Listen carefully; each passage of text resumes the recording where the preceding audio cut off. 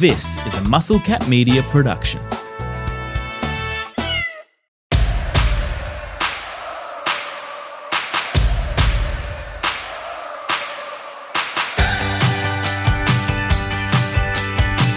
Well, it's the fourth and final episode of Spoon's preseason futures plays for Major League Baseball here on the Baseball Expats. And it's an important day because Spoon is getting ready to head to North America, where he will be partaking in a few spring training games, of course, after heading to Vegas for the NRL's season kickoff. But that doesn't mean that he's going to let the listeners down. So we're back for one final time. Thanks to those of you that have reached out and listened to the first three parts of Spoon's preseason plays. And today we're going to go through Rookie of the Year, Cy Young, and MVP. Take a look at those markets who Spoon likes. And look, if history is anything to go by, likely a little bit of value. And we'll bring the man himself in now, who, in honor of Mike Trout, three-time MVP, is rocking something that I've never imagined you would wear, and that is an LA Angels uniform. Hello, Spoon. Hey, mate. How are you? Yeah, I think we spoke off air last time and kind of uncovered that I've probably got one of the more niche collections of jerseys in South Australia. And it is the only sport, I think, where I would consider wearing a jersey from a team that isn't mine. But I do have a bit of a collection. Obviously, worn the James Wood. I've got an Ayuri Perez, which has to be the only one in Australia. And I can't make any promises that I'm not going to come back with a suitcase full of even more niche teams and jerseys. My eye's on a Byron Buxton Twins jersey, so stay tuned for that. I would argue that baseball jerseys, and this will get me in trouble because football fans love to fight me on this, but I would argue that a baseball jersey is the only game-worn piece of memorabilia, aside from soccer, that anybody should be wearing on the street. Like, I don't think you should wear a football jersey. It looks ridiculous. Basketball jerseys, maybe as a workout top, sure. Hockey sweaters, you're not going to wear that around. I would argue that a baseball jersey is the perfect piece of just casual, everyday attire. Yeah, I think you're right. Whether you're going to the beach and you just got a pair of boardies on underneath and, you get the rig out afterwards, or I'll kind of wear it to all different occasions, but when and where I choose to show my D-backs loyalty is obviously sort of dependent on context. I say that because like once every month or two, it's the same photo, but it pops up in my feed for whatever reason once every couple months. And it's a photo of like, what if NBA coaches had to wear uniforms like baseball managers do? And it's like Steve Kerr standing at the baseline wearing like full head to toe Golden State Warriors uniform. And you realize just kind of how ridiculous it is that a baseball manager wears the uniform. But again, that's because it works, right? It doesn't look so out of place when a manager's wearing it. Like if Steve Kerr were to be wearing a full basketball kit top to bottom if he was standing on the sideline at basketball. Yeah, I'd like to see Andy Reid in the full Chiefs getup, including the helmet and everything like that. I don't know that I've ever seen him wear anything other than a hoodie, even if it's 100 degrees outside, Andy Reid. Look, before we start with this, we're going to go through the Rookie of the Year, the Cy Young, and the MVP, but we did this last week, and I enjoyed it a little bit. So I'm going to have a little bit of a pop quiz for you without notice. We're going to talk about the MVP last, but I just want to get the blood flowing for both you and the listeners. In the National League, the current teams in the National League, there have only ever been two teams that have not had an MVP. Can you name them off the top of your head? There's two in both leagues or one in each? There's two in the National League. We'll start there. I did know this once upon a time. The Rockies? No, the Rockies have had one. I believe it was Todd Helton. Yeah, okay. No. Larry Walker won one when he was with Colorado. I feel like the Phillies potentially haven't. The Phillies have won one. Bryce Harper won one when he was with the Phillies. Okay, yeah. I got that confused with his Washington days. Is it the Mets? He also won one with the Nationals, I believe, right? He's won the MVP twice with two different teams. Yeah. The Mets, potentially? The Mets are one of them. Yeah. And, the Reds? Now, the Reds have won one. Joey Votto, I believe. Okay. Well, to be fair now, I'll probably guess 6 teams, so I think you can put me out of my misery on the second one. It's the Arizona Diamondbacks. Interesting. For some reason, I thought Randy Johnson potentially won one. Well, I would have thought that Paul Goldschmidt had won one while he was in Arizona, but he won an MVP, obviously, when he was in St. Louis. So the two National League teams that have never won one are the Diamondbacks and the Mets. For whatever reason, I was thinking the Padres were a team that had never won an MVP, but I think it's been something like 30 or 40 years. I can't off the top of my head remember who it was. But there's somebody No, oddly enough, he never won an MVP. It's I think it's going back even further than that to the last time the Padres had an MVP winner. They always pop up in my head because you can't think of one that happened recently, but I think they may have had one in the 70s or 80s. Sir, the Diamondbacks and the Mets, the Diamondbacks and the Mets, the only two teams in the current National League that have not won an MVP award. In the American League, there's only one team. The White Sox? Now, the White Sox have won one. Konerko, potentially. Okay. I think it's pretty obvious once you would hear the name of the team. Are they historically bad? Not necessarily, just historically wouldn't probably spend enough money to have an MVP candidate or build their roster in a way that would afford for an MVP. Okay, so they're in the Central. No. Really? You're wildly overthinking this. I thought you would have gotten Arizona straight away. But yeah, to be fair, Randy Johnson and I guess Kurt Schilling, whenever they had great pitchers, you thought maybe one of them would have won an MVP. I thought this was pretty obvious. I got this one pretty quickly in the American League. Okay. In my head, the D-backs have won an MVP every year for the last 20 years, and I think they even won 2 in some of those years. So my historian knowledge sometimes of the teams I love can be a little bit clouded. Okay, American League West? No. It's in the East. It's got to be the Orioles then. The Orioles have won one. The Blue Jays? No. Oh, the Tampa Bay Rays. There you go. We're going to have to edit this like right out so that I get all of those first time, not seventh time, because that ended up just playing a game of guess who, didn't it? I'm not getting rid of any of that. We're going to leave all of that in. It's all staying in. You're going to edit more incorrect guesses out. So only 3 teams in the history of, well, it's hard to say in the history of baseball, but in the National League and the American League currently, only 3 of the teams that currently exist have not won MVPs. Look, I don't know if anyone from the Mets, D-backs, or Tampa Bay is going to feature in any of Spoon's picks today. Never say never, because we've heard names in the last couple of weeks that I don't think any of us expected to hear come out of Spoon's name in the same sentence as wager. But we're going to press on. We will start with the Rookie of the Year. And Spoon, I'll let you do the honors of deciding which league goes first, but sort of what are you looking at and what excites you in the Rookie of the League markets this year? Yeah, this is a really interesting one. I think, and just quickly credit to you. I know you were very fast to sack yourself last year as a tipster, but when we did our preseason award segment last year, the bet that you effectively declared was that Roki Sasaki was far too short at, I think, just over even money. And you kind of said you'd be laying that, or you'd be taking, 20 guys instead of having 20 units on him. And I think his Rookie of the Year campaign was over within a few weeks. So to that point, I think this is clearly a market where you want to be steering clear of some favorites. And most of the guys that win these awards typically haven't really, they haven't not only played before, but they might not even be on the opening day roster. And often what you see is guys, even in the first month of the season, they shorten far too much based on 2 or 3 weeks and extrapolating a tiny sample size. And then there can be even more value to be found later on. So I guess there's a couple of points that come from that. But if you really like a guy who isn't going to be on the opening day roster, my advice would be to wait, because the market share will get dominated by those guys that are playing in the first few weeks of the season. And you'll be able to get a bigger price about some guys that you do like once they get their big league call up. Look, I think, and we'll do this for all the awards today, especially the MVP, but I do want to kind of steer clear of some favorites. We'll start in the American League just because I had it up in front of me. So do you want to take a wild guess at who the favorite is? Bubba Chandler? He's in the National League. Oh, right. I should have listened to the part where you said which league we were going to start in. I wouldn't have a clue. Trey Savage. Interesting. Yeah. So he's favorite at $4.25. You've got Kazuma Okamoto at $5.50. You've got Munetaka Murakami at $6. Carter Jensen at $7.50.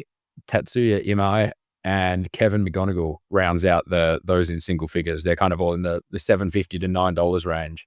I thought this was one of the more interesting pre-season Rookie of the Year markets I've seen in many years, because you can make a decent case for all of those guys that are in that shorter price. Obviously, Trey's gone and had that unbelievable playoff campaign that we've already spoken about on a couple of episodes.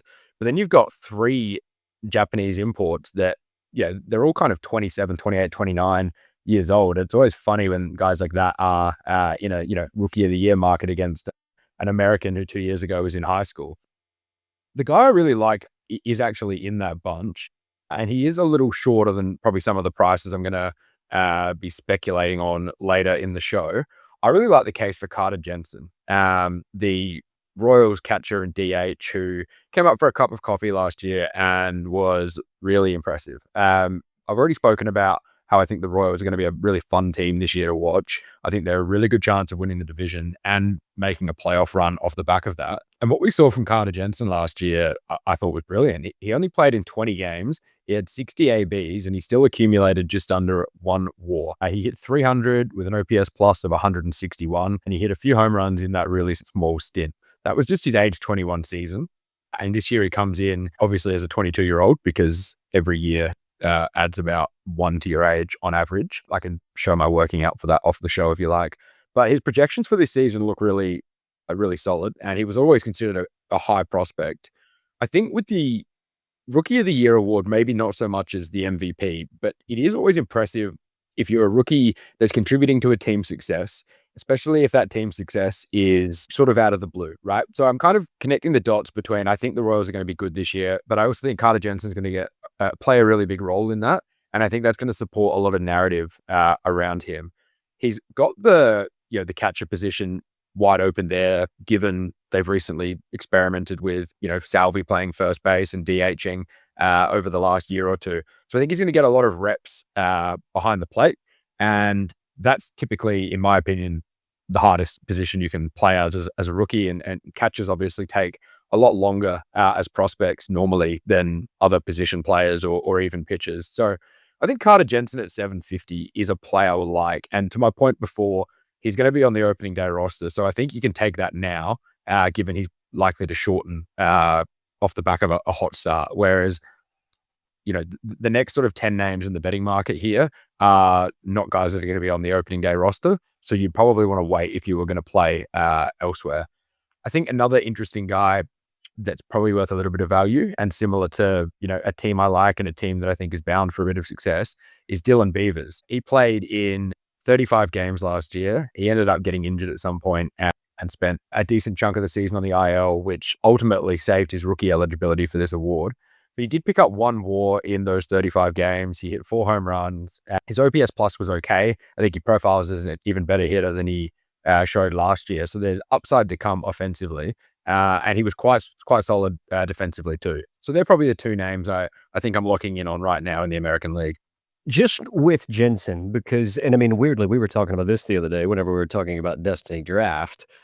Being a young catcher, do you worry that maybe even though he is on the opening day roster, and even when he stays with the big league club, I mean, barring injury the entire season, do you just think he'll get enough exposure? I mean, it does work out well that Salvi can play first base or DH. They can keep him in the lineup. I mean, Caglione can play first base or DH. I suppose if Jensen's hitting the ball well, he can DH on days when he's not catching, but does him being a catcher in any way dissuade you from that? Or is it the opposite? You feel like because he is a catcher and Salvi's starting to get that little bit older, but still producing offensively, they want to keep him in the lineup, that's maybe the one spot where he can actually get on the field. Yeah, well, in the 17 games he started last year, he started 7 at catcher and 10 as DH. So I think between the 2 of those, he's going to get that time. He's not going to be an everyday catcher. They've got 2 or 3 guys who can play behind the plate. But with Salvi able to play as a first baseman, I think the DH spot really is right there for a guy like Carter Jensen. But he'll then pick up a lot of WAR and, some impressive defensive stats from the starts he makes behind the plate too. So I think, whereas if there was, a couple of sort of incumbent DHs on a team, I'd be a lot more hesitant. But I think they've already shown that they want that DH spot to be his. Tiny sample size, obviously, but 27 plate appearances as a catcher last year. He hit 385, and he only hit 219 as the DH. So whether we see the upside then to come when he is a DH, or maybe he's one of those guys where he plays better when he's in the game consistently, we'll wait and see. But I think 750 is not a bad price to find out. And just the usual disclaimer with all of these are Bet365 prices just for the sake of consistency. Make sure you do price shop, because award prices like these can be arguably more sort of variant in pricing than you'll get with, a straight win line or a season win or a World Series bet or anything like that. I think this is one where you really want to be price shopping around, because you might be able to find double digits for Carter Jensen. Well, the numbers for catchers winning the Rookie of the Year award are maybe even a little bit better than what I thought they were. Of course, you only have to go back last year with Drake Baldwin winning it in the National League as a catcher for the Atlanta Braves. He was the first catcher to do it since Buster Posey in 2010, but there have been 10 catchers since 1950 that have won the Rookie of the Year award. I wouldn't have thought that it would be that much. But obviously, with Baldwin winning it last year, he proves that, maybe the modern day voting system isn't necessarily immune to voting a catcher to win a Rookie of the Year award. I don't necessarily know what Baldwin would have been preseason last year. I'm just having a look now. It looks like most markets probably had him around 50 to 1 a year ago in the preseason markets to win the NL Rookie of the Year as a catcher. And obviously, Carter Jensen is much shorter than that. But based on those numbers, a catcher winning it, albeit in the National League last year, and doing so at such a big price, being able to firm at that catching position, yeah, you would think if Jensen has a hot start to the season and continues to play well, he's certainly a good candidate. Yeah, and I think, the Drake Baldwin point is a great one because he won it last year with 3.3 WAR and he played 124 games, so 3/4 of a season. Carter Jensen played, what are we looking at? 20 games, about 1/6 of a season, and nearly picked up 1 WAR. And I think where Drake Baldwin probably suffered a little bit was that he only got 52 plate appearances as a DH last year because you had guys like Ozuna who were just always in that DH spot. So his output in as far as counting stats and accumulative stats was limited by the fact that that DH spot was never really his outside of an off day for a guy who didn't really need an off day. But I think the path is quite clear for Carter Jensen to be somewhat close to an everyday player in the batting lineup. And I mean, again, just to prove is what you talked about at the top of the segment is just how volatile this Rookie of the Year market can be. We talk about Baldwin winning the NL Rookie of the Year last year. We'll talk about your pick here in just a second. But Nick Kurtz was 80 to 1 preseason in the American League and ended up winning that award. So do take that in mind. Last year, the two Rookie of the Years were 51 and 80 to 1 in preseason markets, obviously firmed. And I think even by opening day, Drake Baldwin had firmed at like $18 or something. But there was a time in spring training last year when the catcher of the Braves a year ago was a 50 to 1 shot in the National League Rookie of the Year. That said, Carter Jensen, your best play there at $7.50 in 2026. So let's go over to the National League. Who are you looking at for Rookie of the Year in the National League in 2026? I'm looking at a picture here, which might be a little bit interesting. And I'm looking at a couple actually, and you did mention one of them before when you thought I was talking about the National League. When I wasn't paying attention. Yeah, I think Bubba Chandler looks like a really interesting case at $12. He was fine in the 7 games he played last year. He only started 4 of them. They were very patient with him, but he does pose as a big part of a Pittsburgh team that Fangraphs seem to think are going to have a really good season and might be in that wild card hunt if they do kind of take the step forward. I think there's a nice bit of pressure off him to not be the guy, with Skeens obviously having the ace spot locked down in that rotation. I think he can really kind of hit the ground running. He's now 23 years old. I think the strikeouts numbers are going to be so important for winning any pitching award, but especially Rookie of the Year. I think there were a couple of pitchers that were really close to winning it last year in both leagues. But I think, Bubba Chandler's, he's been touted as such a high ceiling prospect for so long that I don't think he's a bad bet. And just to be clear, I'll go back and circle around and rattle off the market. He's 5th favorite at $12. You have Connor Griffin at $4, Nolan McLean at $4.60, JJ Weatherall at $5.50, Sal Stewart at $9, and then Bubba Chandler at $12 is 5th favorite. The other guy I think is worth a little bit of value is Andrew Painter. He's another pitching prospect that has been really highly touted for a very long time. The Phillies had a chance to deal him last year at the deadline and, shore up some of the holes they had in their team. Chose not to do so. I've always had a lot of belief in him, and he hasn't even turned 20. I think Andrew Painter at $29 is terrific value. I think he's going to be clearly in that rotation from the start. There's some questions around that rotation, I guess, with the rapid drop-off we saw from Aaron Nola last year. And when we spoke about division winners and talked about the NL East a little bit on the last show, I think there's a really clear path for Painter to kind of become the SP3 in that rotation in a team that should be winning close to 90 games. And if he's making 30 starts and he starts to hit the ceiling that's always been touted about him, I think at $29, you could do a lot worse, given he's going to be a guy that's starting from the beginning of the season. And if he pitches to the level that's expected, he's only going to shorten. I'm interested at the top of the market here. Look, I like both of those guys. Painter was going to be one of the guys that I mentioned sort of at longer odds for the reasons that you mentioned. I do like Bubba Chandler as well. But when we look at the top of the market, and again, last year I didn't like the top of the market because Roki Sasaki was what I felt too short, and you could essentially lay him. You could take the field at one point when he was $1.85 or $1.90 or something. You basically could have taken the field for plus money last year. And I think you do that no matter what, if you ever get another $1.90 shot, regardless of what their position is in a Rookie of the Year voting.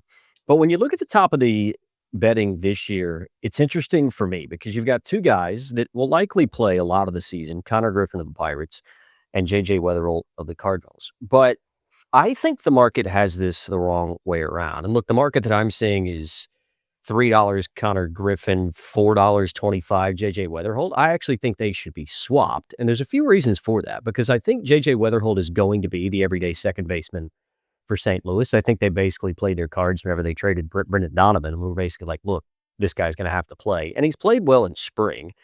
And he's been in the minors for a lot longer than Connor Griffin is. I mean, Connor Griffin's only 19 years of age. And the last two 19-year-olds to win Rookie of the Year, Bryce Harper and Dwight Gooden. So you've got to be pretty damn good as a rookie to be able to win that award at that age. So I'm looking at the top of the market, and I don't necessarily hate either of those guys because I think they can make big impacts on teams that aren't going to be great, so they can stand out a little bit more. But I think they've got it the wrong way around. I think Weatherholt should probably be the favorite in this market, and Griffin may be out to, $455.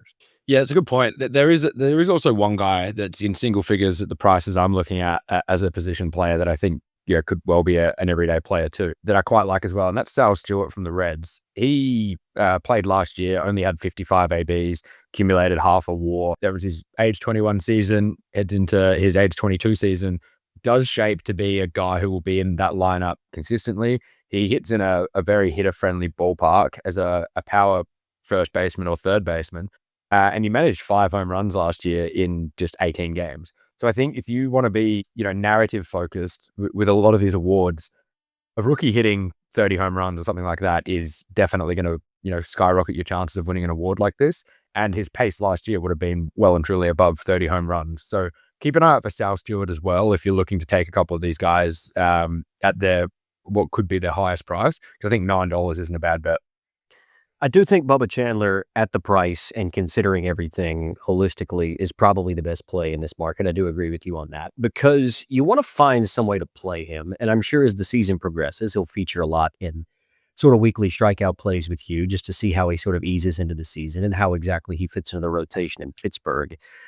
But I think if you want to follow a guy who's going to be a really good pitcher and isn't a big name like the Tark Scrubbles or the Paul Skeens, because those guys are just going to be too short in Cy Young markets, Bubba Chandler's a fun one because he could be one that we look back in the middle of the season and he's already got 8 wins. He's got a sub 3 earned run average. And we go, how did we let this guy go around at 12-1 to win the Rookie of the Year? So, and again, look, we just discussed how easy that is to happen with a 50-1 winner and an 80-1 winner last year. It can happen in this market. So fishing for a little bit of value in the National League with Bubba Chandler, I'm a big fan of that. Let's move on to the aforementioned Cy Young, and we'll stick with this American League, National League flippy-floppy, as we'll call it. The winner last year, Tark Skubal, he was sort of anywhere from, $4 to $5, I guess, in the preseason last year. So, sort of averaging out around $4.50 or so in the preseason to win that award a year ago. Can he go back-to-back, or who are you looking at for the Cy Young Award in the American League? Well, really, you're asking him to go back-to-back-to-back, which, in line with, I guess, a lot of the way I look at these kind of things, I can't take him at $3.90 right now. Well, we talked about off-air where his season strikeout lines are, and I think it's around even money for 210 strikeouts, which, look, he had 228 2 years ago and 241 the year after, but I just don't want to be that invested in a guy expecting him to do what he's done the last 2 years, where he's made 31 starts, both seasons, pitched just under 200 innings, and take such a small price when I think there's value to be found. And to be honest, I've kind of used the same approach with Crochet. I'm not touching him at $5 either. I'm going to talk about a couple of guys at $34 and $36. Just because these are guys I want to be on now early on. And like I've spoken about with a couple of other futures markets already, if you can secure good value about these guys at 30s and they end up having a, yep. Yeah. Yeah, no, I was just sorry, I distracted you. I was just gonna ask you, Hunter Brown was one of your big plays in this market last year. What was his sort of value preseason going into the year? Well, I was on him pretty early. I think the most I got was 30 something, pretty early on. This year, he's listed as the joint fourth favorite at $13. But I'm just, again, not so keen on a guy who's already made that big leap. I'm trying to hunt for the guy who's about to take that leap. Well, I guess the point I'm trying to make is because you found a guy last year at 30s, and I think Hunter Brown ended up finishing third or fourth in the Cy Young voting last year. And there were times maybe with 2 weeks or 2 months left in the season that it wasn't an impossibility. I mean, and there were markets that were showing him, $7, $8 at one point in the Cy Young voting a year ago. So even the markets thought that he was a chance sort of as, you got to maybe that 3/4 part of the season. So just solidifying your point that you found a guy last year at 30s who was very much in the mix those last couple of months of the season. So it sounds like that's what you're trying to do again this season. Yeah, and look, I didn't do this last year because I'm an idiot, but there were times even with 2 or 3 weeks left to go in the season, this is helped by the fact, I guess, that it was a 2-horse war or a 2-horse race outside of Brown, but you could have got Scooble around 250 late in the year and Crochet around $3, and the shortest Hunter Brown got was $5.50. So with my tickets that were at, 30s, 20s, 15s, there was enough riding on that. They were pretty much all bonus bets, but there was a large return there that I could have hedged at any point into a Scooble and a Crochet, split 50-50 stake and secured profit. So that's kind of what I'm looking to do here as well. If a couple of these guys have a hot start, even better if a Scooble and a Crochet don't for any reason or they miss a little bit of time, your 34s and 36s start to become 10s and 15s, and you can play around with market share to guarantee you're going to get something out of it. The first guy I've spoken about a little bit already, I think he's going to be a big watch as far as improvement, and that's Dylan Cease. Those who didn't hear me talk about him a couple of weeks ago, he reminds me so much of Robbie Ray when he left the Arizona Diamondbacks and went to Toronto. He had devastating strikeout stuff, really struggled with command, and I think he had a season with a 2.0 whip, despite often racking up impressive strikeout numbers. He went to Toronto. Pete Walker turned some of his mechanics around, and all of a sudden he won a Cy Young award. And he was 71 heading into that season from memory. So there's a few parallels here for me. I mean, Cease is always right around the top of the market, top of the leaderboards for strikeout numbers on any given year. And really, I mean, we spoke about how much upside there is in those numbers if he's actually able to consistently get through the 5th and the 6th inning. But there was consistently times last year in San Diego where he'd get into the 4th or 5th, the command would drop, he'd walk the bases loaded, and he'd get hooked. I think if Dylan Cease can get those walk numbers under control and continue to post really impressive strikeout numbers, if he can take the same leap as a starting pitcher that we've seen a lot of guys make in Toronto, and even you look at how well the Blue Jays develop their pitching prospects, I think he's really good value at 34s. And yeah, it wouldn't surprise me at all if you're able to go get 40 somewhere else because of how high a price that is. So Dylan Cease is the first guy. The second guy I'm keen to talk about is Mackenzie Gore. And he's one I devastated last year. I didn't take his strikeout numbers because his line was quite low heading into the season. And then now it's kind of gone too far the other way where I didn't have him in my strikeout futures markets because I didn't like the price. But at $36, I think he's worth a little spec for the American League Cy Young. And what was really interesting for me when I was sort of doing a deep dive on this earlier were his splits last season. In the first half of the season before the All-Star break, he had a 3.02 ERA with a strikeout rate of 11.3. He was just dominant. And after the break, obviously the formerly Maya Nationals were so bad. He wasn't playing meaningful baseball. He made 8 starts for an ERA up near 7. The strikeout dropped below 1 per inning. And I think the wheels just kind of fell off for him a little bit. But at the same time, this is a guy that was always a super high prospect. And it was just his second full season in the majors. So I think I'm expecting a lot of upside from him this year on a Rangers team that I like, that are going to be competitive, that also have some really quality pitching development coaches. And also, some of the guys he's going to be learning from a veteran point of view. Like it can't hurt to have Jacob deGrom there teaching you how to pitch, and Nathan Eovaldi there teaching you how to pitch. I think Mackenzie Gore is the kind of guy who could have a really hot start, and the 36s you lock in now could be half that after the first month of the season. Because from memory, I think he struck out 13 Phillies on opening day last year, and that really set the scene for the kind of season he was going to have. So yeah, this is obviously more about selecting a bit of value more than who I think is going to win. If I had to, gun to my head who's going to win, it's probably Tariq Skubal. But give me 34s about Cease and 36 about Gore. The reason I like the Dylan Cease play is because, look, I mean, I think a lot of people maybe it's going to the West Coast, and maybe it's, San Diego getting overshadowed by the Dodgers for the last few years. But I mean, even when he was in Chicago, I think people forget how good he is at his best. I mean, this is a guy that was number 2 in the Cy Young voting back in 2022. He had a WAR of 6.4 to lead all pitchers that year. And then he was 4 2 years ago in 2024, again, probably overshadowed by what happened in Los Angeles. So it's not as though you're asking this guy to take a giant leap in what he has done in his career. It's just put it all together. I mean, you've talked about it quite ad nauseum about why you think the AL East is wide open this year, because you think there's a lot of swing and miss in the Yankees. You don't necessarily like the Red Sox. Tampa Bay is not going to be a very good team. So you feel like he's in a division where he could pitch pretty well. So the odds that you're getting for a guy like Dylan Cease, if you are going to go wide, and similar odds, and I guess a similar reason why you took a guy like Hunter Brown last year, I think it's a pretty smart play.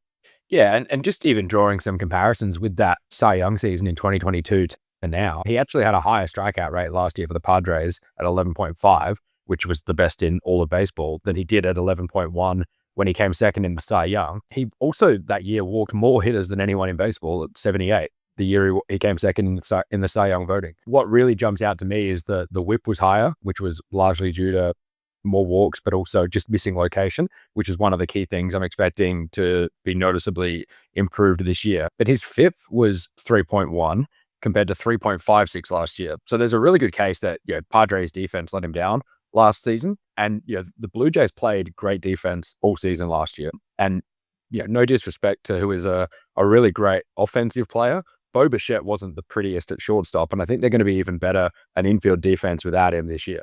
So I do wonder how many of those ugly starts last year for Cease got uglier by compounded mistakes or not turning to when there were opportunities and that sort of thing.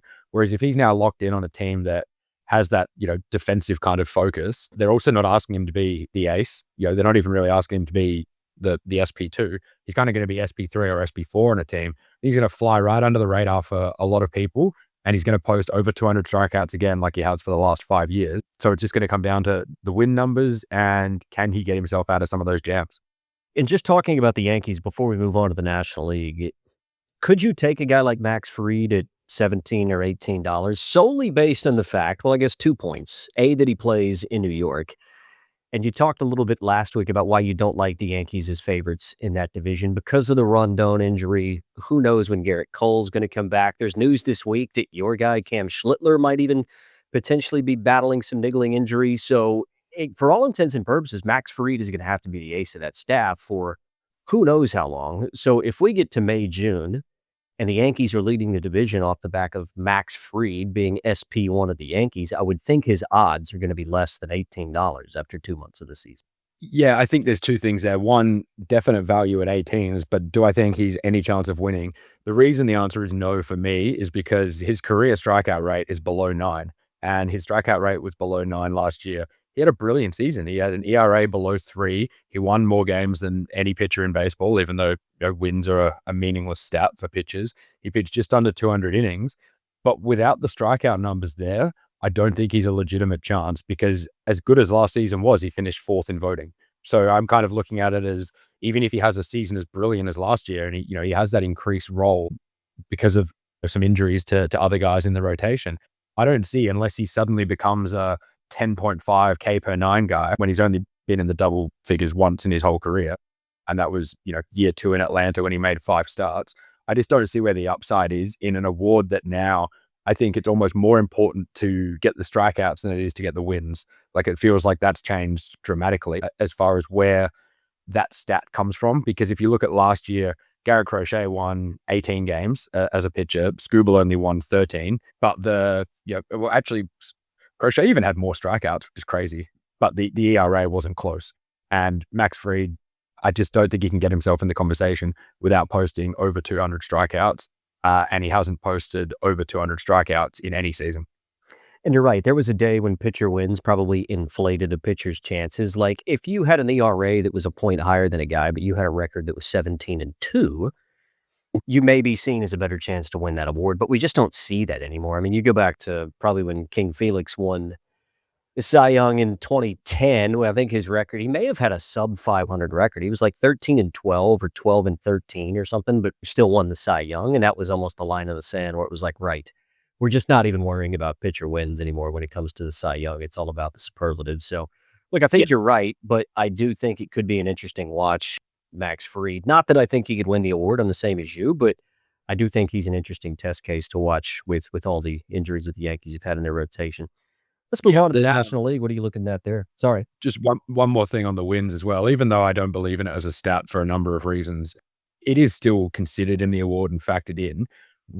That's why I also really like Dylan Cease, because if you look at how many times teams reset their rotation to make sure it's ace versus ace, Max Fried is always going to be going up against the best starting pitcher from someone else. And a lot of these SP1s are going to have their work cut out for him. And teams wanted their best starting pitcher to be going against Tarik Skubal. And that's why Tarik Skubal won 13 games last year when everyone else in the top 6 of AL voting won more. So give me Dylan Cease at 3 or 4 in that rotation. Give me Mackenzie Gore at 3 in that rotation, because he's going to be going up against 3s and 4s of other teams, and probably picking up a few wins there purely on the matchup. Onto the NL.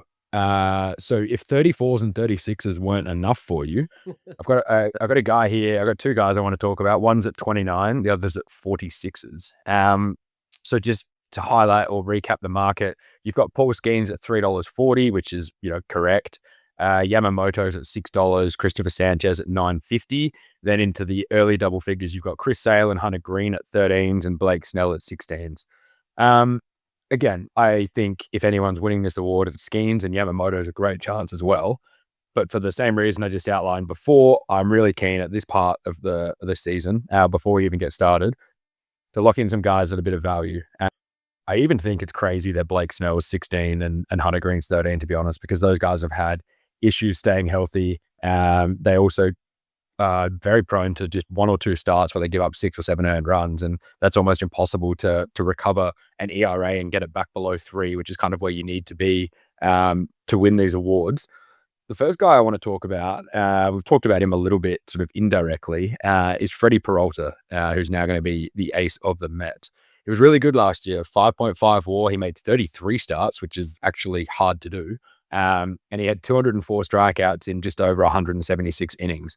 He strikes me as a guy that is just hitting the peak of his career and might have another year of improvement in him. And look, last year was great. He finished 5th in the Cy Young voting, and now he has taken that move to a big market where he's going to be the guy after being behind, at different times in his career. A Corbin Burns or Brandon Woodruff, he had 8 years in Milwaukee there where he was 2nd or 3rd on the rotation list, and now he's the guy. And I really like him at 29s because I think he has the profile of a Cy Young winning pitcher. He can go deep enough in starts, 176 innings last year, which was really competitive with a lot of the guys around him. I mean, he had more than Yamamoto. Logan Webb's just a war horse, but I don't know how much longer he can keep pitching over 200 innings. I would have had him much closer in price to, where you've got Chris Sale, Hunter Green, even Blake Snell in those kind of low teens than at $29, because I see no reason at all he should be 29.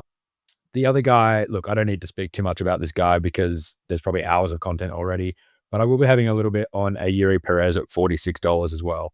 Just to recap a lot of the things I've already said, but he hasn't had a proper go at the majors yet, and he's only 23 years old. He is by far the most impressive young player for me as far as upside in baseball, and everyone forgets that he's younger than Paul Skeens. So he's got the profile of a guy, to me, if he can stay healthy, of being right in this conversation. And again, do I think he's going to win at $46? No, but do I think there's a really good chance he could be in the 10 to 15 range by the All-Star break if he's made 17 really good starts, all of a sudden you're in a really nice position to have a look at the rest of the board and figure out how you want to take your profit. Any thought or any interest in Jesus Luzardo in this market? Because, I mean, he's a pretty big price as well, but I guess it's his streakiness probably that makes you so reluctant to pick a guy like Jesus Luzardo, because, I mean, he had stretches last year where he looked unhittable. And then the opposite happens where he'll go out and he won't get through 5 innings. And in the end, like at the end of the year, the numbers end up looking respectable, but it's because of those valleys that he has in seasons that it is largely why his numbers aren't up to snuff to win an award like this. But he is one of those guys where you feel like if he just puts it together, I mean, there's enough of a sample size out there on him now. He's been in the league 7 years and he's 29 years old this year, but he just feels to me like a type of guy that's never probably reached his full potential. So if you were betting on him to do so, potentially he would be a bet at big odds, but I guess for the same reasons that we talked about in the American League, he's not much of a bet because you probably don't think because it's such of those, those impactful valleys that he has in a season, he's not going to come into half of what his price was in the preseason. Yeah, for me, I've got him in the same basket as a Blake Snell, like 2 or 3 really, really good starts, but then you go out there and you blow up badly. I think I was looking at his game logs somewhat recently. I think he had a couple of absolute horror starts last year. Yeah, he gave up 12 earned runs against the Brewers. He gave up 8 earned runs against the Blue Jays and then 6 earned runs against Boston. It is so hard to come back from those because it's the short innings. He somehow pitched 3.1 innings against Milwaukee, gave up 12 runs. I mean, that's more runs than outs. What that does for your year-long averages is just brutal. And he's always had that in him. I mean, yes, he's also had so many outings in him where he can get a dozen strikeouts, but I can't take a guy who's possible to give me 12 strikeouts or 12 earned runs because I just think, he could be shortening all year and you're like, yeah, I've got a really nice ticket at 31s. It goes 20s, it goes 15, then bang, 12 earned runs. He's back out to 30s. He's kind of effectively missed the kick and, your ticket's confetti at that point. He, to me, is that guy that you like to follow on a game-to-game basis, but you would never have any confidence doing anything with him long-term because you're right. There's times when he goes out and he strikes out 12, 13, and you have a strikeout ladder on him that starts at 8, and you're cheering like he's the greatest starting pitcher to have ever existed. But then, like I said, he goes out and throws 4 1/3 and gives up 8 runs against Milwaukee for no reason whatsoever. The interesting one in this market, and I just want to talk about it because I feel like it never gets a run, is the fact that they even put Shohei Ohtani in the Cy Young market. It really butters my biscuit, to be honest, because if he was good enough as a pitcher solely to win the Cy Young Award, there's no way that he would. He would just win the MVP. So the fact that they even put him in this market to steal people's money drives me crazy. Can you see a world and an instance in which Shohei Ohtani is even considered for the Cy Young Award? No, and I'll tell you why. He made 28 starts in 2022 as an Angel with a 2.33 ERA. He struck out over 200 hitters and he finished 4th in the Cy Young because he made 28 starts.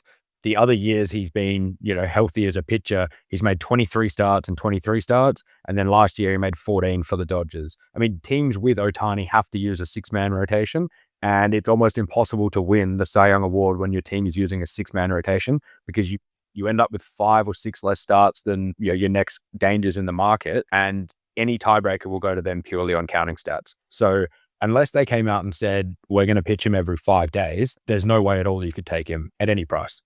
Well, I just don't see a world in which he would win it even if he made 31, 32 starts. Because if he did and he was excellent, he's still going to go hit 320.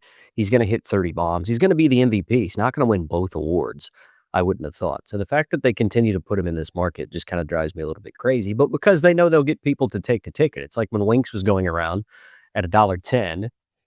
They made it juicy enough to where people would put money on because the odds were high enough, but half of those people never cashed the ticket anyways. They just wanted it to show people, and the bookie gets paid. So it feels a little bit like that to me, saying Shohei Ohtani in a Cy Young Award market. But look, I'll digress. I can talk about my angsts with bookies for a long time, and nobody wants to hear about that. So let's move on to the granddaddy of them all, the MVP. And again, we will start in the American League. Aaron Judge, the winner last year, sort of average odds for Judge a year ago, kind of around that $4 mark. Some markets had him around $4.10 in a preseason to win the American League MVP. And look, we kind of talked about how the Rookie of the Year awards, guys can come from the clouds.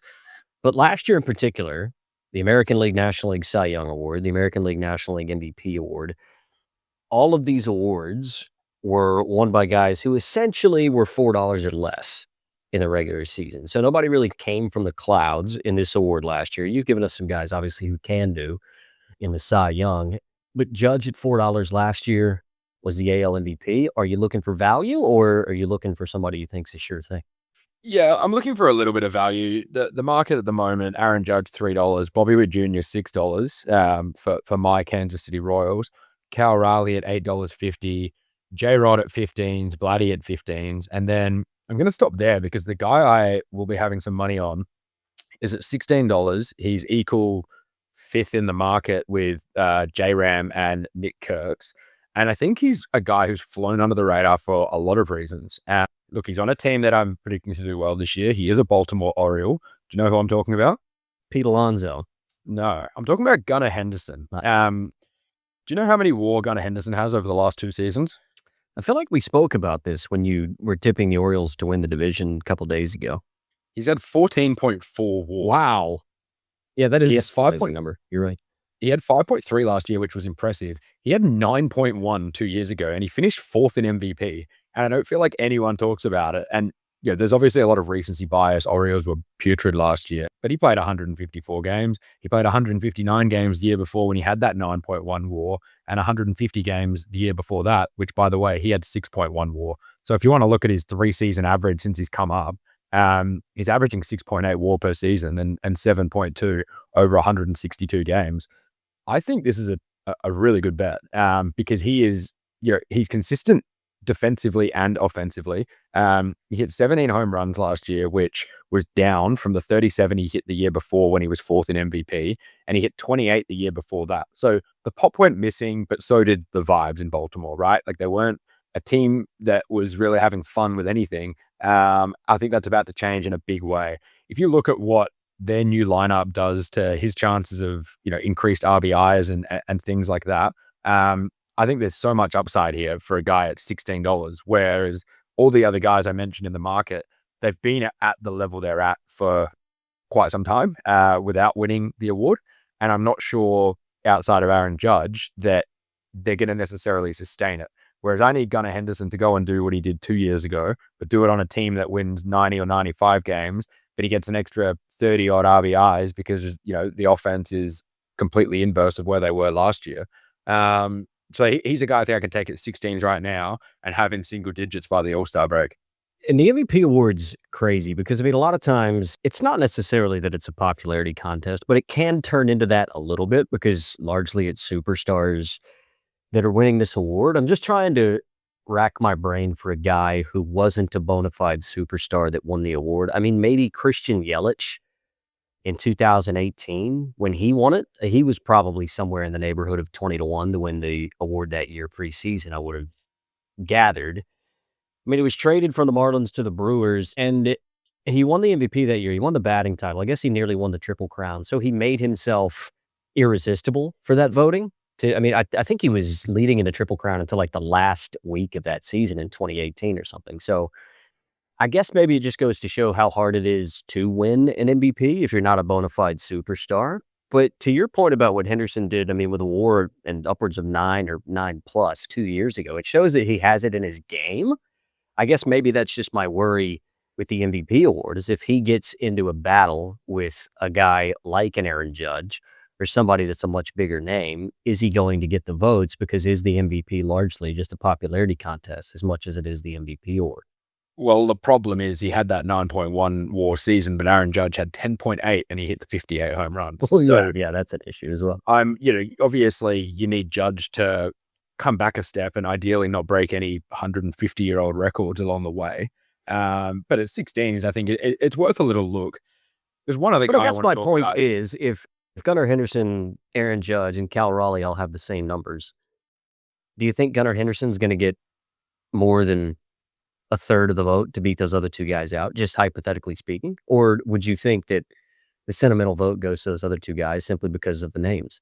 Yeah, it's hard to say just because the guys he's lost to are, they are big names, but they've also had better seasons. So I don't know, I guess is the answer to your question. But I think if you were to look at comparisons from the year he finished fourth, he kind of had quite a similar season to a few other bigger name players. I mean, Jaren Duran had 8.7 WAR that year, plays in Boston, much bigger market, was front page of, a lot of Sports Center kind of highlights. He finished eighth and received 21% vote share compared to Gunnar at 50.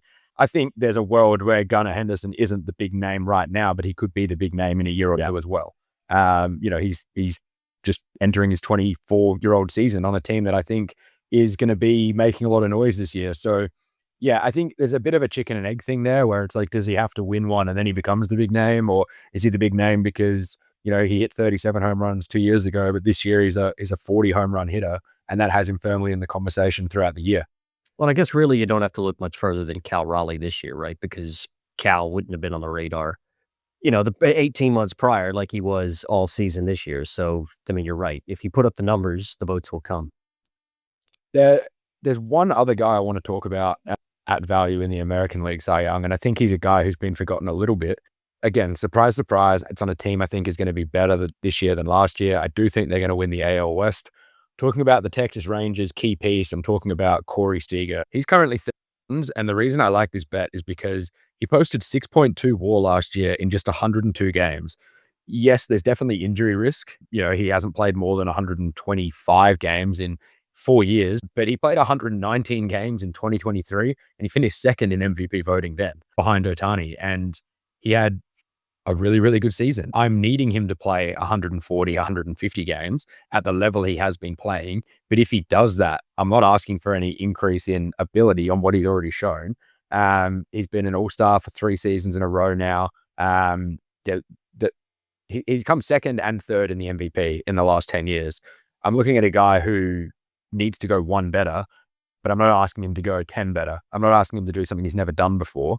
I just need him to stay healthy. But if the Rangers are competitive and they're right in the division race from the start of the year, I think that bodes really well for his chances of getting out there more. But also, picking up some of those counting stats, getting back to being up there as a 30 home run hitter, 40 doubles.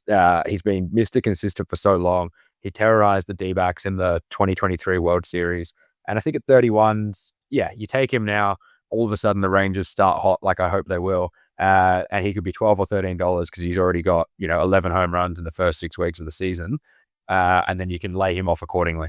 Yeah, look, I like it as 2 sort of long-priced plays.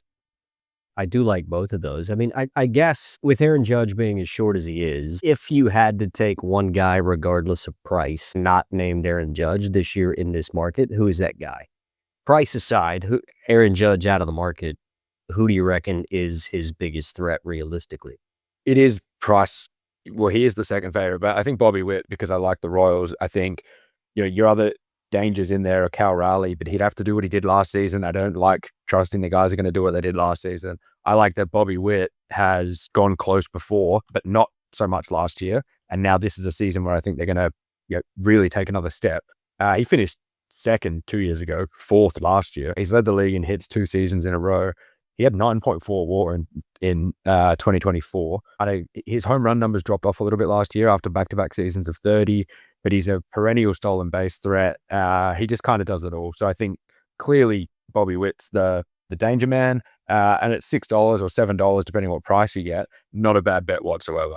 So if we turn our attention to the final award that we'll talk about this afternoon, National League MVP, this market has me torn a little bit. We know how much I love to lay a Japanese superstar who plays for the Dodgers. We talk about Roki Sasaki last year. Before we talk about this year, Shohei Ohtani obviously is who I'm talking about, the MVP a year ago. You could have gotten around $3 for him to win this award last year. I guess there was kind of that injury concern around how much will he pitch? Will he pitch? Dave Roberts did talk in spring training last year that he was going to pitch. It was just a matter of when that was actually probably going to start happening. And as he did, and as you mentioned, he pitched well whenever he was on the mound. But these odds for him this year, I just think are outrageous. I don't know how I can have an MVP. And I mean, what I'm showing him at about $1.80, $1.85. If you shop, you can probably get him somewhere a little bit shorter than that. This might be for me another candidate where if somebody will give me the field for plus money at $2.10, $2.20, that I would take it. Nothing against Shohei Ohtani. But when you got names like Juan Soto, I mean, we expect Ronald Acuna Jr. to have a bounce back season, maybe even Tatis, maybe Bryce Harper comes back into the fold. I mean, you've even talked about the potential for a guy like Paul Skeens to maybe be an MVP who's, sitting there at 35-1. So I just don't see any way, shape, form, or fashion that I could have Shohei Ohtani at $1.85. And if you can find the winner around him, regardless of who it is, you're going to get good value. Yeah, I couldn't agree more. I'm seeing $1.76. And to be honest, that might be the shortest it is all year, because no matter how well he's going, it's given, any given time of the season, there's just statistically likely to be a lot of guys going well, especially earlier on in the year. So, I mean, he could start brilliantly and pick up, a couple of WAR in the first month and be longer than he is now at $1.76. It could be $2.10. I like that he is where he is, because when I play the guys I'm about to play at $36 and $46, I'll be able to get that $2, emergency parachute bet anytime I like throughout the season, as a saver. And that's a really nice setup for a market like this, because you can go and throw 5 or 6 darts at guys in the 30s or the 40s, and that those 5 or 6 units that you outlay or whatever it is, you'll be able to just go drop 5 or 6 on Ohtani when you realize that your guys maybe aren't having the season you thought you were going to have.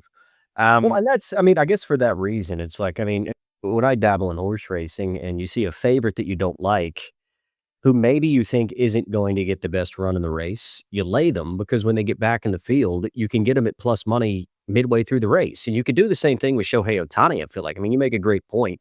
It's not as though after a month of the season, he's going to firm to $1.60. It's just not going to happen. There's no way that he would frame in a 6-month season. There's no way that he's going to firm to $1.60. So you feel like he can only get out from there. So if you were able to take the field against him, I just feel like there's always going to be that chance. And eventually you might be able to get him at plus money, in which case, if you do, you take him and you've guaranteed profit no matter what. So I just think in a market like this, it seems outrageous. And just before we get your tips and the topic of laying people, I see Kyle Tucker's around $30 to win the award. If I could find a place to lay him at $1.02, I would do that. That would be somewhere that I would. So any bookies out there want to give me $1.02 or $1.03 to lay Kyle Tucker, take the field against him, I'll do that, because I can't understand why he's one on the 8th line of betting at $30. But I guess big money speaks all, and the fact that he's now playing out west, I guess, counts for something. But I can't believe that he was at $30 whenever this market came out.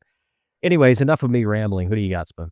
Well, I'll tell you how you can lay Kyle Tucker. You can take him at the under 27.5 home runs, because I just think that's insane. That's insane as well. Perfect. I don't understand, just because he signed a big deal and there was a lot of hype of him as one of the big free agent guys, where this projected giant leap in production is going to come from. So yeah, I think we should honestly almost add a little second weekly segment now where we just say, what price is Ohtani? And we'll just check it every week, because I'm going to predict, or maybe we should make it a separate little game between the three of us, which month you can get Ohtani above $2, and the highest price will be at any given point during the season. But I'll be pretty bearish on both of those fronts. You mentioned one of the guys that I'm about to make the case for at $36, and that is Paul Skeens. I think he was phenomenal last year. I mean, 7.7 WAR in 32 starts, and he came 6th in the MVP. The danger, obviously, is that his season was so good and he came 6th in the MVP. But the MVP award is typically quite tied to team success, more so than any other award in baseball, except maybe Manager of the Year, which isn't a real award. I think Paul Skeens, if he can back up on last season and maybe even go a little bit better, but the Pirates are in the division race, or they sneak a wild card spot, and a guy like Bubba Chandler makes a big impact, then I think at $36, it's not a bad bet at all. Just because he's going to be around the mark all year and he's going to be shortening all year. Do I think he's going to win? No, it's going to be really difficult. But do I think 36 might be the biggest price you could get all season? Definitely. And again, just in case of emergency, break glass and bet on Shohei Ohtani if you have a Paul Skeens ticket at $36. But I think if we're going to see a starting pitcher win the Cy Young anytime in the next 10 years, it's going to be him. Unfortunately, he's probably going to have to do it in pinstripes. But that's kind of where I'm thinking, he is a big name. He's a superstar. For a Pittsburgh Pirate, he gets so much media coverage, and now he's heading into his 3rd season in the league, and he's shown massive improvement year to year. as it is. Can he break 200 innings this year? Can he accumulate 250 strikeouts? Like, some of these big milestone numbers are within reach based on what he's done the last 2 years. And now that he's won a Cy Young, I think that is potentially the next step, albeit at a huge price. The other guy, and we talked about this a little bit, for a guy who maybe could have won it last year had he maintained in the second half what he did in the first half, is Pete Crow Armstrong. So, we talked about him from a home run futures point of view last week. He put up a 6 WAR last year. He did finish 9th in MVP voting, and he played almost every day as a power hitting defensive gem of a center fielder. He had 31 home runs, which we covered in greater detail last week, but he played plus defense as well. But the real story here, and highlighting it for those who missed our episode on that, were the splits he had last year. He was so good in the first half of the season. He had an OPS of 850. He hit 25 home runs before the All-Star break. His OPS plus was 132. When he came back, he was below average. He was 74 OPS plus, so 26% worse than a replacement level hitter. He managed just 6 home runs. The stolen base numbers went down. His strikeout numbers went up dramatically. The wheels just fell off. But he was at, I think, 4.5 or 5 WAR. Actually, he might have even been more, because I'm pretty sure he had negative WAR after the All-Star break. So if this is a guy that was at 5.5, 6 WAR at the All-Star break, we kind of joked that if he just was league average after the break, he's probably top 4, top 5 in MVP voting. What does it look like if he has the same first half of the season and then backs it up with some level of consistency in the second half? And if that happens, if that even goes close to happening, $46 is absurd, because he was $8 or $9 at the All-Star break last year.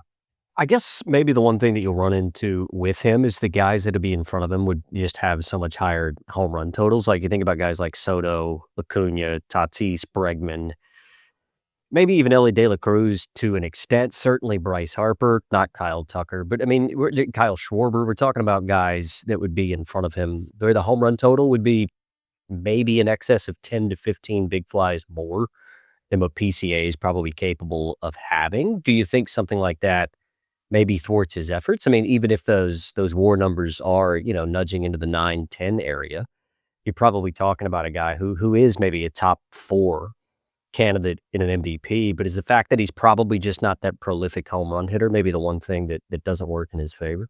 Yeah, I mean, look, there's correlation with the fact that I'm expecting upside on the home run totals, and we've spec'd him as high as 40 this year, and I think $8.50 to hit 40 home runs. And look, that needs to happen, I think, for him to be a real shot at this. The other point I would make is, you mentioned some guys like Schwarber and Soto who, they hit 40, 45 or more home runs. They also have negative defensive value, and Pete Crow Armstrong has a Golden Glove and is every chance of picking up another one this year. I think that defensive impact is definitely more than enough to counter that, assuming he makes the leap as a home run hitter. But I wouldn't be surprised if he had as many home runs, if not more, than Soto did at the All-Star break last year. It just completely fell off for him in the second half. So I need to see a little bit of consistency, and I am going to fact check that real quick. 23 home runs for Soto at the All-Star break last year compared to 25 for PCA. So look, a few things need to fall into place. Otherwise, we would be talking 460, not 46. But I can still see a path to overcoming some of those hurdles. Look, I mean, with both of these guys, and look, I like both of these picks because, again, you're value hunting in an award where, at least in the last year, we didn't see a lot of value. But I think a lot of the reason why you are seeing value, particularly with Skeens, is just how hard it is for a pitcher to win an MVP award. I mean, the last pitcher to do it was Kershaw in 2014. Verlander did it in 2011. But I mean, we're kind of past that era of pitcher. I mean, we talked about that a little bit at the end of the year last year, right? Where it just felt like this bulldog era of pitchers, guys that go 9 innings and every 5th day you expect to see them for 7, 8, 9. It just doesn't happen anymore. But Skeens kind of has a little bit of that in him for a team that's going to be improved this year and might need him to do it. So it could be that the stars kind of align a little bit for Paul Skeens. And I do agree with you. I think it's a good play because I think most certainly he will firm. And it's probably a little bit more fun in taking him in an MVP market as opposed to taking him in a Cy Young market, because doesn't really have anywhere to move in a Cy Young market like he does in an MVP market. And just in terms of looking at the last member of the Chicago Cubs to win the MVP, this was more recent than I expected. I forgot that Chris Bryant won it back in 2016. So I was thinking maybe you'd have to go back to sort of Ryan Sandberg days to find an MVP for the Chicago Cubs, but Chris Bryant's done it the last decade. So look, it would certainly be a shock if PCA did it.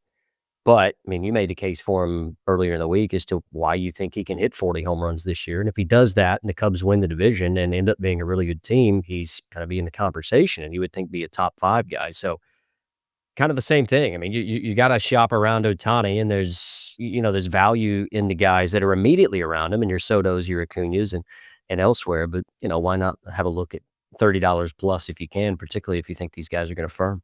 If you had to sort of take a helicopter view of everything we've looked at from Rookie of the Year, Cy Young, MVP in both leagues, is there one of these above all the others that is sort of standing out the most to you? Look, it's interesting. I think one other real quick point in the NL, Ronald Acuña Jr. at 13 isn't a bad bet. It's another guy we've kind of circled as having a bounce back season this year. Just to be clear, this is for the National League MVP. No, the Guardians are going to move to the NL. Right. I just think at 13, we've talked about why I think he's going to steal a lot of bases this year. They're going to be a lot less careful. The Braves are going to win the NL East. It's kind of my call.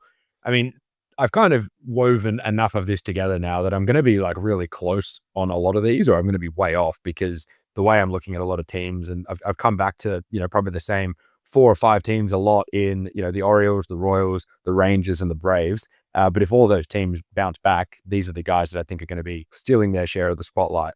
Look, who do I like the most out of these? I think Dylan Cease at 34 for the AL Cy Young is brilliant, just because it's not unheard of for a guy to go to Toronto and win it at a huge price. I think he's going to be there consistently all year. I think you're going to get a lot of value out of him. And I'm not sure Scooble and Crochet are just going to do what they've done for the last few years, whereas the guys I've mentioned in the NL for potentially winning that award, like Freddie Peralta and Ayuri Perez, I'm much more sure that Skeens is going to do it again than I am Scooble or Crochet. So I think there's a clearer path, as well as there being upside in Dylan Cease. And then I think Gunnar Henderson 16s at MVP is a really nice bet too, because he'll be right around the mark and you'll be able to press the Aaron Judge emergency button later in the season if you need to. Big AL East vibes for Spoon this year in terms of his postseason awards. So Dylan Cease, his best bet in terms of the Cy Young, and Gunnar Henderson on the MVP. If we do just have a look at the Rookie of the Year, look, you gave us your best in terms of both Cy Young and MVP. So let's close the loop. And what do you think is the best play across both leagues in the Rookie of the Year market? I think the Carter Jensen play at 750 in the American League for a couple of reasons. Yeah, I love Trey for the Blue Jays. I just think it's too short at $4. And then, your next 3 guys in the market, not including Jensen, are Japanese imports who are always short in these awards and very rarely come through.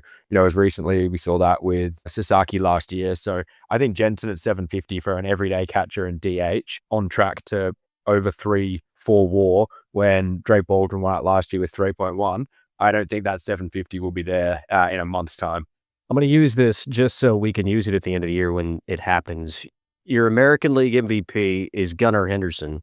Your American League Cy Young winner is Dylan Cease, and your American League Rookie of the Year is Carter Jensen. Go out and take the 1,000,000 to 1 and parlay all of those together, folks, because Spoon is telling you that it most certainly definitely will happen. Don't do that. He's not saying that's what's going to happen, but those are sort of his favorite long shot plays. And again, the whole point of, I think, putting these bets on before the season starts is what we've talked about the entire episode, right? Because you can follow these guys, and if they do come in, I mean, these markets stay open how long? Probably until the last month of the season before they really start to get tight enough to where there's really no point in betting in it. So the fact that these markets move so much, I mean, you can almost play it like any sort of stock options market that you'd be playing or anything like that, when the ups and downs of a season is no different than the ups and downs of a market. So if you feel like you've got some mail that something's going to perform well for a certain amount of time, that asset becomes more valuable, and what you can do with it from that point forward will allow you to make a little bit of money. It's not as though you pick a guy at $34 and think that he's going to win the award, but if you pick him at 34s and think that at some point he's going to get into 9s or 10s,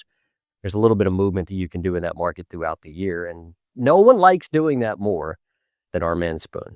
Yeah, for sure. And I think, I'm going to lock some of these in. We've talked about the website and Twitter as well. And I think, it'd be really easy at the end of the month to just do a snapshot of where we're sitting at And if we need to kind of take any risk off the table by putting a unit or two on one of these guys like an Otani when he gets to $2.50, then that's what we're going to do. The folks out there will get to see how the sausage is made by Spoon throughout this 2026 season. Well, our man is off to Las Vegas and then to Arizona for a little bit of spring training. Some much needed R&R because he hasn't had a vacation in 3 weeks. So Spoon needs one because the man's working so hard for you, the people, that we won't see him again for another week or so. We will do some solo episodes. Eric is in Japan. I think he's due for Tokyo any day now. His team Australia will get set to play their first WBC game next Thursday. And we'll certainly look forward to hearing it from him as we get closer to the season as well. Spoon, my man, thanks for that. Enjoyed all 4 parts of our season preview from the betting markets. Have a safe flight to Vegas, and we look forward to seeing you next week. Thanks, brother. Done.